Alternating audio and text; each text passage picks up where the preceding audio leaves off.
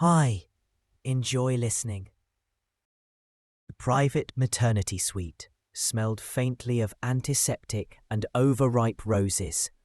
Someone had left a bouquet on the bedside table, no doubt a gift from one of HarperCollins's many admirers.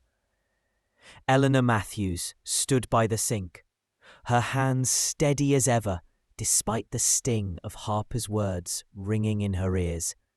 "Where's the bottle? My baby's starving! Don't you people know how to move faster? What do they even teach you in nursing school?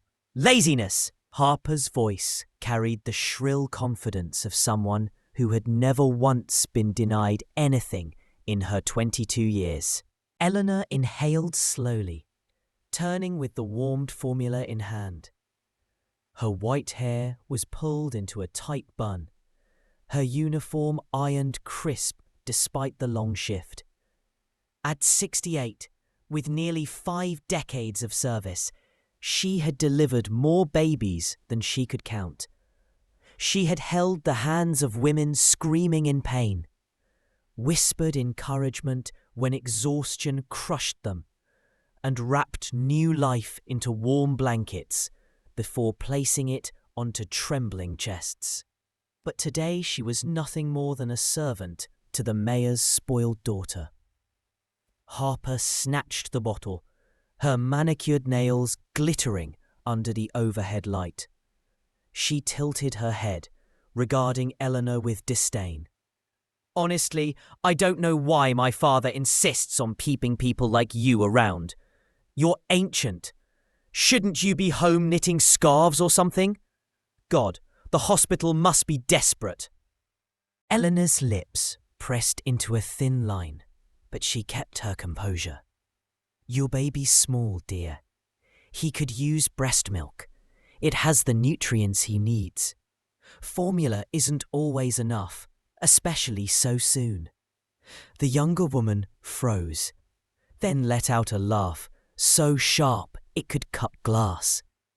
"Breast milk? Are you insane? Do you know what that would do to me? I'd sag. I'd look like you. No, thank you.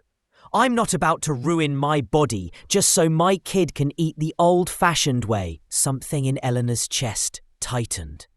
Not anger, not yet, but the same weary ache she felt each time she was spoken to like a machine instead of a human being. She thought of her husband, George, back home in their modest apartment. His breathing shallow, his medicines lined up like soldiers on the nightstand. Every extra shift she took was for him. Every insult she endured meant another prescription paid for. Harper lifted the bottle and pressed it to her son's lips, then recoiled with a screech. "It's too hot! You tried to burn him, didn't you? What kind of monster are you?" The baby barely whimpered, but Harper's wail echoed down the hallway. Eleanor's patience snapped. She stepped forward, plucked the bottle from Harper's hand, twisted off the cap, and without a word poured the steaming formula over the young woman's perfectly styled hair. The liquid ran down Harper's cheeks, streaking her foundation, dripping onto the designer robe she'd insisted on wearing instead of a hospital gown. She looked less like the glamorous daughter of a mayor and more like a drenched, furious child. Eleanor set the empty bottle down on the tray, her voice calm but unyielding. "Your parents may not have taught you respect for age, for this profession, or for yourself. But maybe now you'll think twice before you speak to me or anyone else that way. Make the next bottle yourself. I am not your servant." And with that, she walked out, leaving Harper shrieking threats about how her father would make sure she never worked again. Eleanor's steps carried her down the long corridor, her heart pounding. She had crossed a line, and she knew it. But she didn't regret it. Not yet. Eleanor hadn't even reached the nurse's station when the overhead phone rang. The unit secretary's face went pale as she covered the receiver and mouthed, "It's for you." Her stomach dropped. She already knew who it was. The voice on the other end wasn't the mayor's. It was cooler, sharper, and more professional.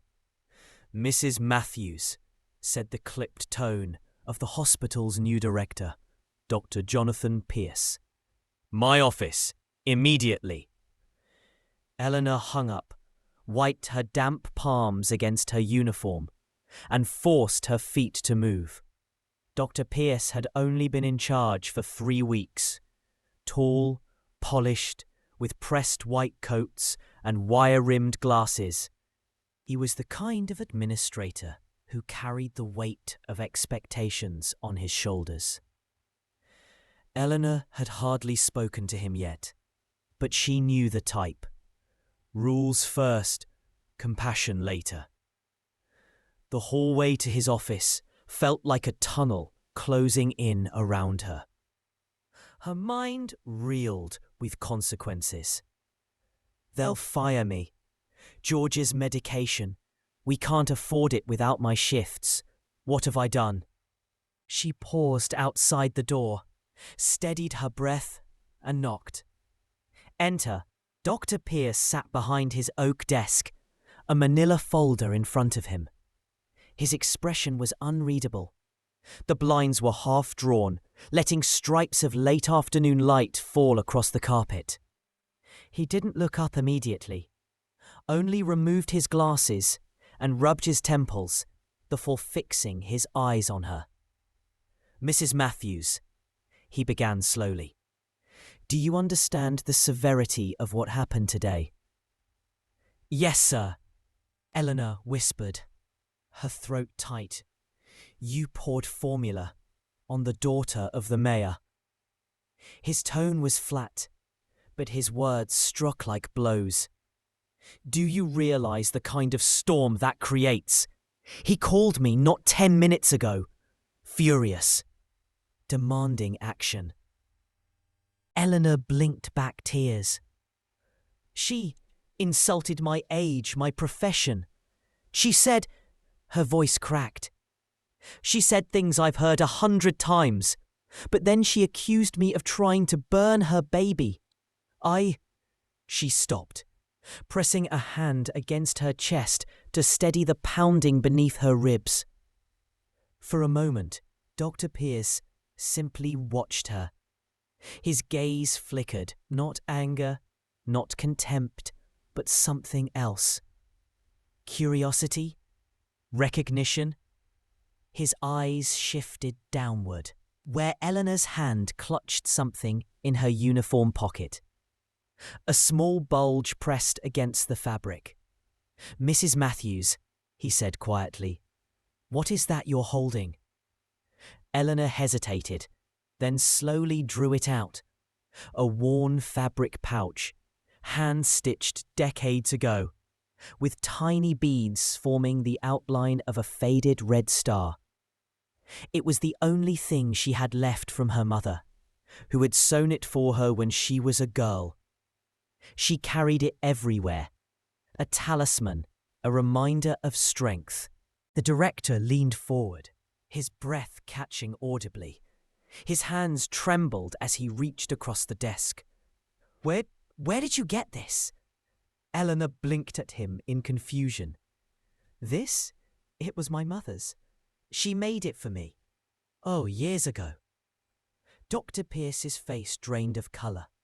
His polished, confident mask slipped away. He stood so abruptly, his chair scraped against the floor, and for the first time his voice broke. "That pouch," he whispered. "I remember it. I remember you." Eleanor stared at him, baffled. "Remember me? Doctor, But Jonathan Pierce wasn't listening. He pressed his palms against his eyes, shaking his head as if chasing away ghosts. And then, unbelievably, the hospital director, The man who held her career in his hands sank to his knees beside her chair. When he finally looked up, his eyes were wet. 35 years ago, he choked out. You saved me. Eleanor's breath caught. Her mind reeled. What is he talking about? But even before he explained, a flicker of memory stirred in her, of a frightened little boy, fair-haired and dirty, clutching her hand as she pulled him away from strangers at an outdoor market long, long ago. Jonathan's voice shook as he tried to steady himself. The weight of years pressed down on him, dragging him back to a time he rarely allowed himself to remember. I was 5, he began, his gaze fixed not on Eleanor, but on the little pouch in her lap. My father had taken me with him on a trip to the city. He was buying stock for his store. We were on the late train home. I remember the smell of the leather seats, the sound of the wheels clattering. Eleanor sat frozen, the breath caught in her lungs. There was a man, Jonathan continued. Dark hair, heavy accent. He was friendly at first, gave my father something to drink. A few minutes later, my dad was asleep. I thought it was normal. I thought he was just tired. His voice cracked. But it wasn't normal. That man, he took me, carried me off the train while my father slept through it. Eleanor's hands tightened around the pouch. She could see it all, the child's wide eyes, the terror he tried to hide. They brought me to a camp, Jonathan whispered. A camp that moved every few days. They made me stand on street corners, beg for money. They told me my parents didn't want me anymore, that my father had traded me for being bad. I believed it. His shoulders trembled as he exhaled. For a moment, he wasn't the hospital director, polished and in control.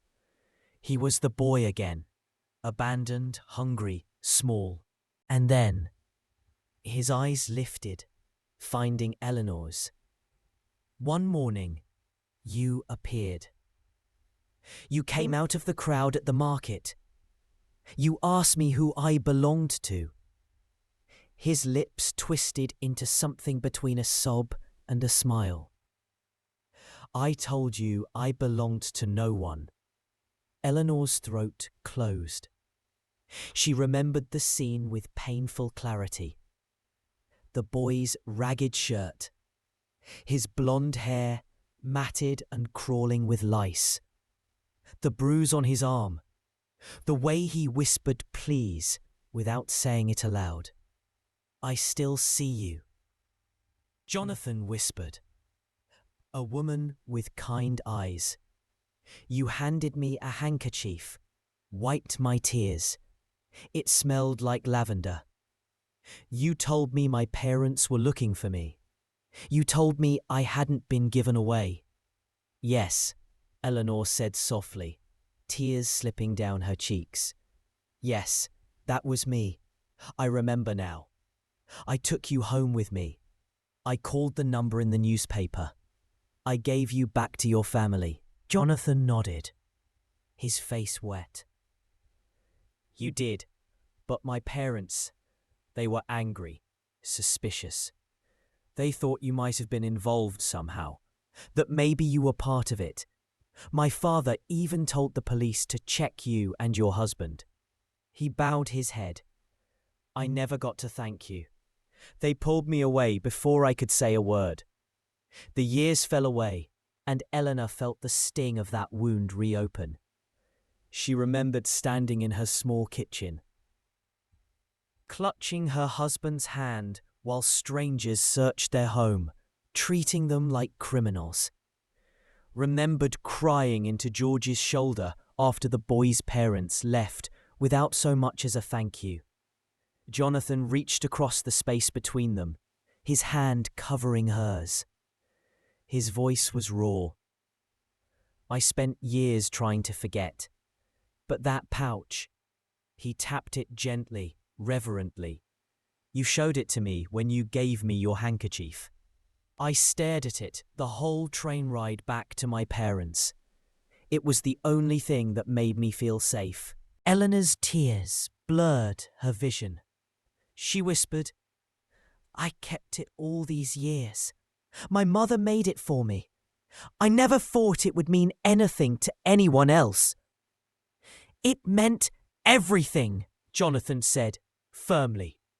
Then, with sudden force, he rose to his feet. His voice carried the authority of the director again, but this time fueled by something far deeper. You're not losing your job, Eleanor. Not today. Not ever. I don't care what the mayor says. You saved my life. Now it's my turn to save yours. Eleanor covered her mouth with her hand, the sob escaping before she could stop it. For the first time that day, she felt the crushing weight on her chest ease, replaced by something she hadn't felt in years. Hope. Mayor Richard Collins was not a man accustomed to waiting. By the time Jonathan Pierce returned to his office the next morning, there were already 3 voicemails from City Hall and 1 hand-delivered envelope stamped with the mayor's seal. The message was clear. Fire Eleanor Matthews or face consequences. Jonathan set the envelope down, unopened. He didn't need to read the words. He had heard the mayor's voice well enough the night before, practically spitting into the receiver. My daughter was assaulted by one of your nurses. If that woman isn't gone by sunrise, you'll regret it, Doctor. Do I make myself clear? Jonathan leaned back in his chair, staring at the ceiling. He knew what kind of man Richard Collins was, a bully in a suit, drunk on power and untouchable by most. But for the first time in his career, Jonathan felt no fear of a man like that. What could Collins do to him that hadn't already been done to a terrified boy in a stranger's camp? When Eleanor arrived for her shift, she moved stiffly, bracing herself for the inevitable. She knocked softly on his door. Come in. She stepped inside, her uniform pressed as always, her hair neatly pinned, though her eyes were red-rimmed from another sleepless night. I understand if you have to let me go, she said quietly. I'll pack my things. Just, please, give me until the end of the week. My husband's medication. Jonathan raised his hand, cutting her off. Mrs. Matthews, you're not packing anything. You're not going anywhere.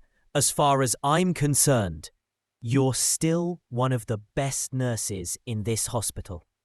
And as long as I'm director, that won't change. Eleanor blinked at him, stunned. But the mayor doesn't run this hospital, Jonathan said firmly. I do.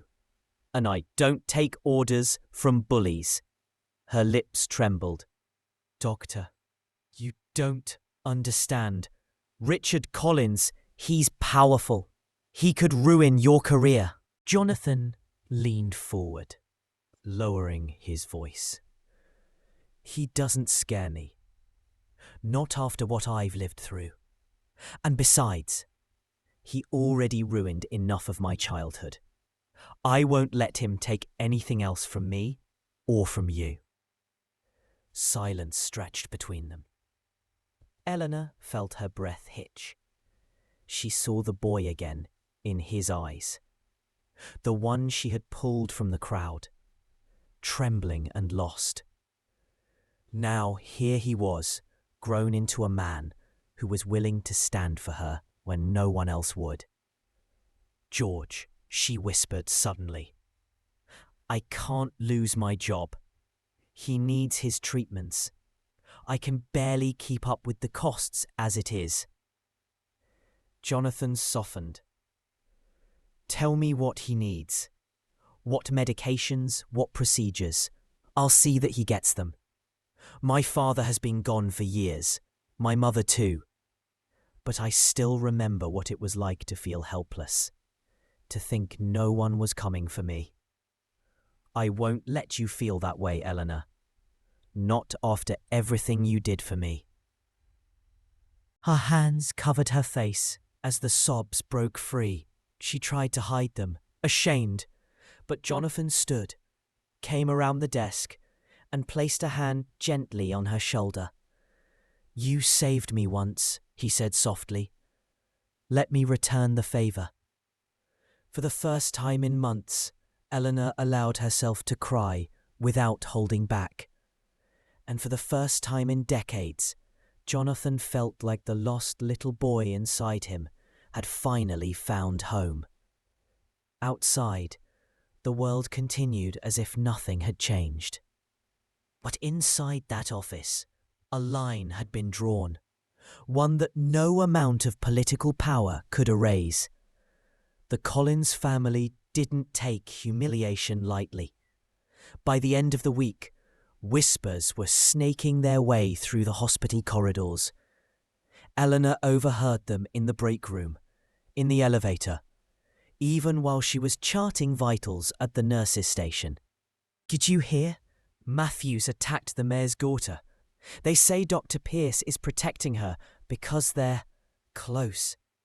Probably only a matter of time before the board steps in. Eleanor kept her chin lifted, but each word cut deep. Her colleagues' glances lingered just a second too long, sharp with suspicion or pity. She had worked beside many of them for years, yet now they treated her like a stain on the linen, something to be scrubbed out. That evening, Jonathan called her into his office again. He was holding a file, its papers thick with lab results, invoices, and treatment plans. George's condition, he said, lowering his voice. I've reviewed everything you gave me. He needs more than just maintenance medication. He needs a comprehensive plan, a new cardiologist, physical therapy, a specialist for his lungs. Eleanor gripped the chair back in front of her. Doctor, I can't afford. You don't need to. Jonathan slid the file toward her. I've already spoken to Dr. Levy at St. John's. He owes me a favour. George has an appointment next week. Transportation will be arranged, and I'll make sure the costs are covered. Quietly. Tears welled in Eleanor's eyes. I can't let you do this. You'll get in trouble. People will think... Let them think, Jonathan said firmly.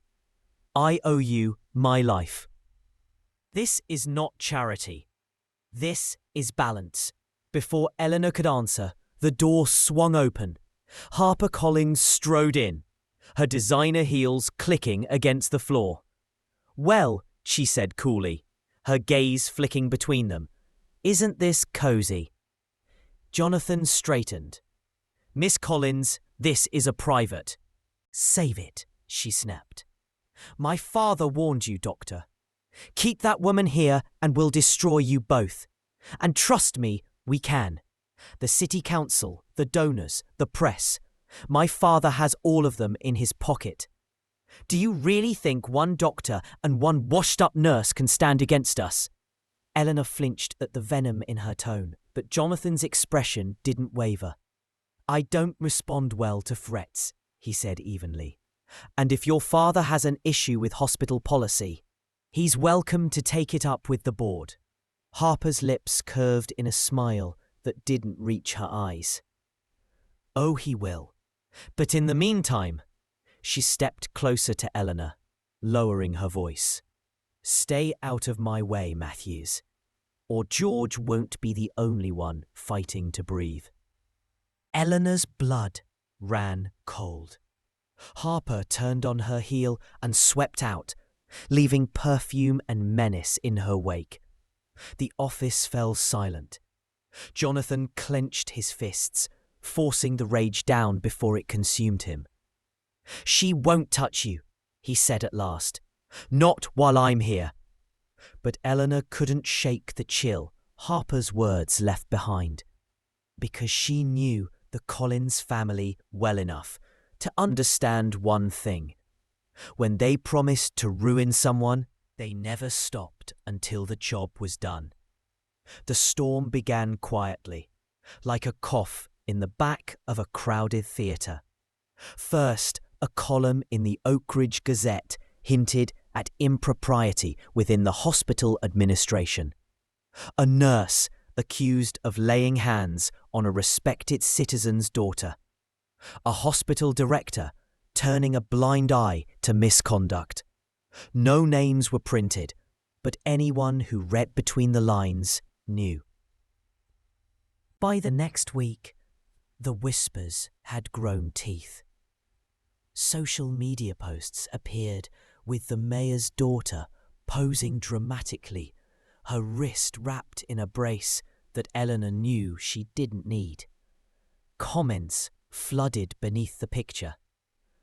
That nurse should be fired. What kind of hospital allows this? Collins is right. Oak Ridge deserves better. In the cafeteria, Eleanor carried her tray alone. The seats around her suddenly empty. Colleagues who once greeted her with smiles now offered stiff nods or turned away entirely. She bore it in silence, her jaw set, her hands trembling only when no one was watching. Meanwhile, Jonathan worked quietly behind the scenes. Late into the night, his office light glowed while he coordinated George's care. Dr. Levy at St. John's confirmed an aggressive treatment plan. Physical therapy was lined up. A charity fund, discreetly routed through a foundation, would cover what insurance didn't. One evening, Eleanor met him outside the hospital after a particularly brutal day. She looked pale, worn down, as though the campaign against her had seeped into her bones. "They've started calling the house," she whispered, glancing over her shoulder. "Anonymous numbers, threats. Last night someone threw a rock through the window." Jonathan's jaw clenched. "You should have told me sooner." "What could you do?" she asked bitterly. "You're already under fire because of me." He stepped closer, lowering his voice. "Eleanor, listen to me. This is not your fault. Harper and her father are doing what cowards always do. They smear, they threaten, they hide behind money and power. But truth has a way of bleeding through, even if it takes time." Her eyes shimmered in the streetlight. "I don't know how much longer I can hold on." He hesitated, then gently touched her hand. "Hold on for George, and for me. You didn't let go of me all those years ago when you could have. Don't let go now." For a moment she almost broke, almost leaned into him. But she drew a shaky breath, nodded, and pulled her hand away. The next morning, the hospital board summoned Jonathan for an emergency meeting. As he entered the wood-panelled conference room, he saw the mayor himself sitting at the far end of the table, smug as a man who thought he'd already won. "Dr. Pierce," one of the board members began, "serious allegations have been raised against a member of your staff. The integrity of this hospital is at stake. We need to know, will you remove Eleanor Matthews from her position, or must the board intervene?" Jonathan's gaze swept the table, then landed on Richard Collins. He could still hear Harper's poisonous whisper in his head. George won't be the only one fighting to breathe. He took a breath. "No," he said clearly. "I will not remove her." Gasps rippled around the room. The mayor's smile faltered for just a second before hardening into fury. The battle lines were drawn. The morning after the board meeting, the hospital felt different. The air was taut, charged, as though everyone sensed the battle brewing, but no one dared speak of it outright. Jonathan's refusal to bow to the Collins family had spread quickly through the corridors, carried in hushed tones and sidelong glances. For Eleanor, it meant the whispers sharpened into outright hostility. A lab tech refused to hand her a report. A fellow nurse shoved a tray at her with unnecessary force. Patients' families, fed by the Gazette's slanted stories, requested anyone but Matthews. Yet she endured, because that very morning George had been driven, quietly, discreetly, to St. John's for his first treatment. When she called him at lunchtime, his voice was thin but bright. "Mama!" They hooked me up to all sorts of machines. The doctor said my lungs are stronger than they expected. And his breath hitched, but the excitement carried him. They think if I keep at it, I might be able to walk a little more on my own. Tears blurred Eleanor's vision. She pressed the phone closer. "That's wonderful, sweetheart. You keep fighting, you hear me?" "I will," George promised. "For you." That call was enough to steel her spine against the venom waiting at work. Let them sneer. Let them throw stones. If George had hope, she could weather anything. But the Collins family was not finished. 2 days later, a news van parked outside the hospital. The evening broadcast showed Harper Collins standing before the cameras, her wrist brace in plain view. She spoke of violence in the workplace, of negligent leadership, her voice trembling just enough to seem sincere. Behind her, Richard Collins thundered about corruption in our healthcare system and promised to clean house, starting at the top. The next morning, Eleanor found her picture printed on the Gazette's front page under the headline, "Nurse or Menace." Her hands shook as she folded the paper, trying to hide it before Jonathan walked into the break room. But he had already seen. "They're trying to break you," he said quietly. "Don't let them." "How?"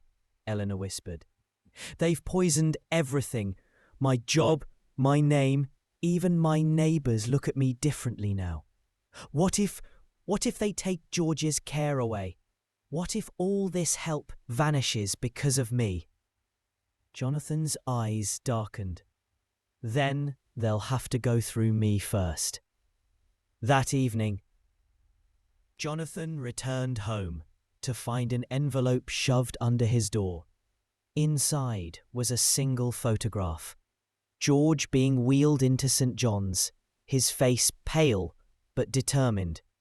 Scrawled across the bottom in red ink were the words, "Stop, or the boy suffers." Jonathan's pulse pounded.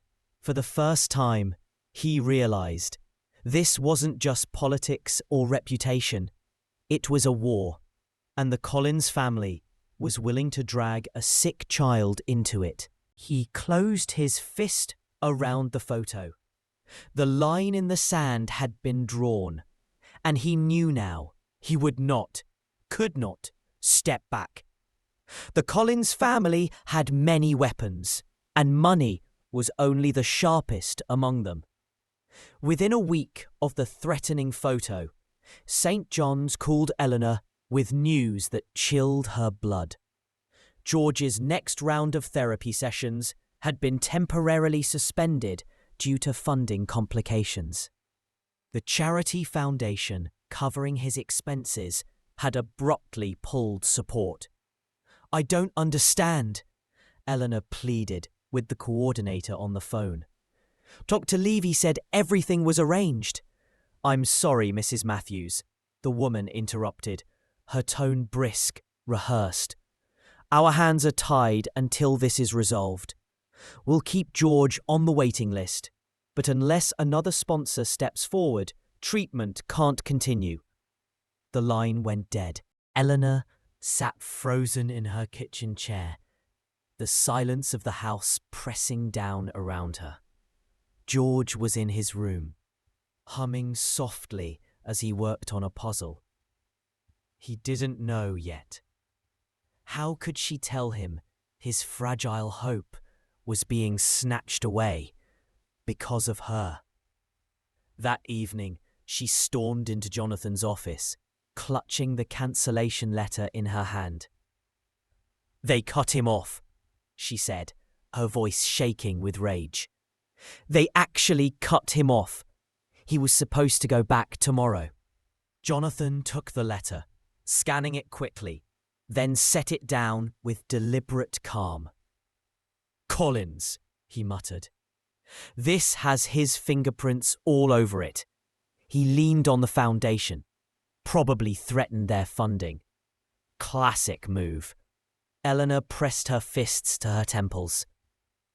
"We can't fight this. We don't have their money, their influence. They can take everything from us." Jonathan crossed the room and gripped her shoulders. "Eleanor, look at me. They only win if we roll over. And I won't. Not this time." Her eyes searched his. "What can we do?" Jonathan's jaw tightened. "We find another way. Quietly. If Collins plays dirty, so will we.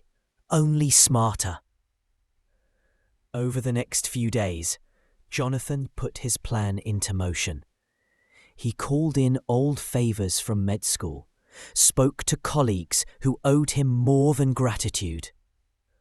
He began funneling resources not through one foundation, but several smaller charities, none of which could be traced back to him directly. At the same time, Eleanor took on extra night shifts, stretching herself to exhaustion just to cover transportation costs. She hid her fatigue from George, smiling each morning as if nothing were wrong. But Jonathan saw it. The pale skin under her eyes, the way her hands trembled when she thought no one was looking. One night, as she nodded off in a chair by George's bedside, Jonathan stood in the doorway watching her. There was something raw in the sight of her slumped in exhaustion, yet refusing to break. He realized then that his fight wasn't only about gratitude or justice anymore. It was about her. But the Collins family wasn't done escalating. That weekend, Eleanor came home to find her mailbox stuffed with photocopied flyers. Each bore her photograph and the words, "Would you trust this woman with your loved one's life?" She sank to her knees on the porch, the papers spilling into the wind. Across the street, a neighbour who once smiled at her now pulled their child closer, retreating into the house. Jonathan arrived minutes later, crouching beside her to gather the scattered flyers. "They're trying to isolate you," he said softly. "But you're not alone. Not anymore." Eleanor met his eyes, her voice breaking. "Then tell me, how do we stop them before they destroy George's chance completely?" Jonathan's answer was low, steady, and filled with resolve. "We stop protecting their secrets. If the Collins family wants a war, we give them one. Only this time, the truth will be our weapon." Jonathan knew there was only one way to counter the Collins family. Expose the rot they'd worked so hard to polish. But it had to be done with precision. One misstep, and the entire hospital and George's future would collapse under the weight of fair retaliation. He began with what he knew. Richard Collins had quietly siphoned hospital funds through shell charities for years, disguising them as community health grants. Jonathan had seen the irregularities when he first took over administrative reviews, but he hadn't pressed in. Now he dug deeper, piecing together records, cross-referencing invoices, and following trails Collins assumed no one would dare follow. Eleanor helped after her shifts, sitting across from him at her kitchen table. Bills and receipts littered the surface, her tired eyes combing each line. "Here," she whispered one night, sliding a folder toward him. "This vendor doesn't exist. I checked the state registry." Jonathan smiled grimly. "That's exactly what we need." Together, they built a case strong enough not just to whisper about, but to prove. But they needed a voice louder than Collins's. That's when Jonathan called in a final favour from a journalist at a rival paper, burned by the Collins machine years ago. Unlike the Gazette, this reporter wasn't bought. When the story broke, it was like a thunderclap over the city. Mayor's office tied to hospital embezzlement. Collins family funds linked to shell charities. Whistleblowers inside, nurse and doctor risk careers to expose corruption. The backlash was immediate. Donors withdrew. Council members distanced themselves.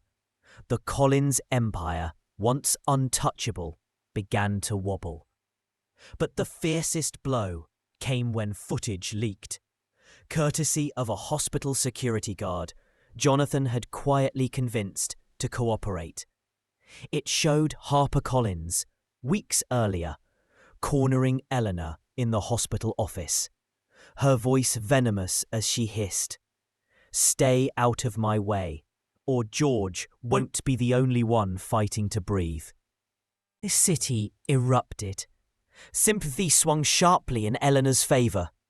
Neighbours who once crossed the street now knocked on her door with casseroles and apologies. The hospital board backed into a corner, released a statement clearing her of all wrongdoing. And George. His treatments resumed immediately, this time under the protection of 3 separate charities that dared Collins to interfere. The boy's health began to improve in earnest. He walked, shakily but proudly, across the living room one evening, Eleanor weeping as she steadied him. The Collins family tried to fight back, of course.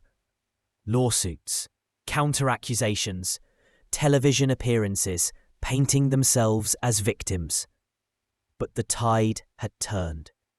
Their threats had been dragged into the light, and light was the one thing they couldn't survive. One late evening, after the storm had quieted, Eleanor stood outside the hospital, the city lights reflecting in her tired but unbroken eyes. Jonathan joined her, hands in his coat pockets. "You saved us," she whispered. "No," he said softly. "We saved each other." She turned to him then, her face etched with everything they had endured. Fear, exhaustion, defiance, hope. For the first time in years, Eleanor allowed herself to believe in a tomorrow that wasn't only about survival. And standing there, side by side in the cool night air, they both knew. The Collins family had taken nearly everything from them. But in the end, their cruelty had forged something the Collinses could never buy, never bully, never break: resilience, truth, and the quiet beginning of love.